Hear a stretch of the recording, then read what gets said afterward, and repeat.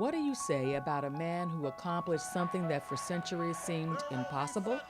Well, as it turns out, quite a lot. When Barack Obama became the 44th and first African American president of the United States, the world was in awe. There were tears, cheers, and in some cases, fears. But after the dust settled, now President Barack Obama did what he'd always done, rolled up his sleeves and got to work. And that work embodies the Howard principles of truth and service, his actions, policies, and profound words, an homage to these values. We don't have to choose between dirty air and dirty water or a growing economy. We can make sure that we are doing right by our environment and, in fact, putting people back to work all across America. That's part of our mission. I believe we can disrupt the pipeline from underfunded schools to overcrowded jails. I believe we can address the disparities in the application of criminal justice, from arrest rates to sentencing to incarceration. And I believe we can help those who have served their time and earned a second chance get the support they need to become productive members of society. A typical black woman makes only 60 cents. A Latino woman, 55 cents for every dollar that a white man earns. Now, if we truly value fairness, then America should be a level playing field where everyone who works hard gets a chance to succeed.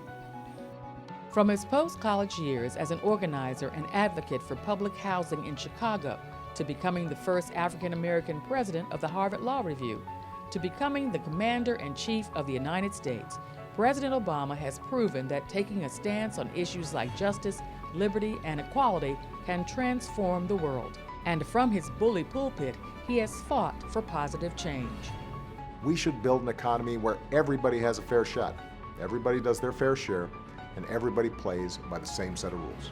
What kind of country do we want to be? Are we a country that's defined by values that say access to health care is a commodity awarded to only the highest bidders? Or by the values that say health care is a fundamental right?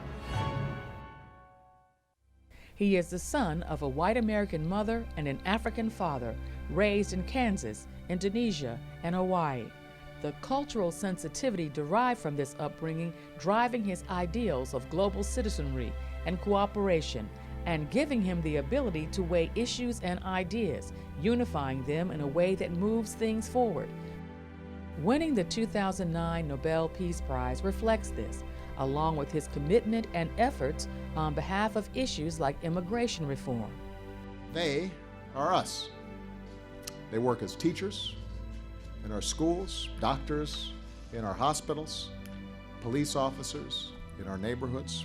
But what our history and the facts show is that generation after generation, immigrants have been a net plus to our economy and a net plus to our society.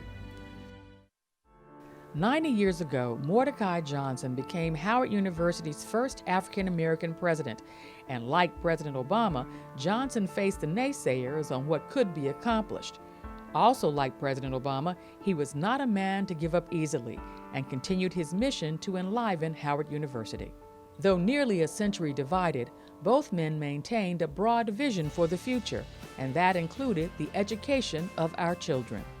No matter who you are, where you live, or how much money you've got, you should be able to access the world's knowledge and information just like anyone else. There's no better economic policy than one that produces more graduates with the skills they need to succeed, to start their own businesses, to create their own Microsoft. And that's why reforming education is the responsibility of every single American. Getting the best possible education has never been more important than it is right now. In today's world, a good job requires a good education. We're not going to give up on any school in America or any child in America.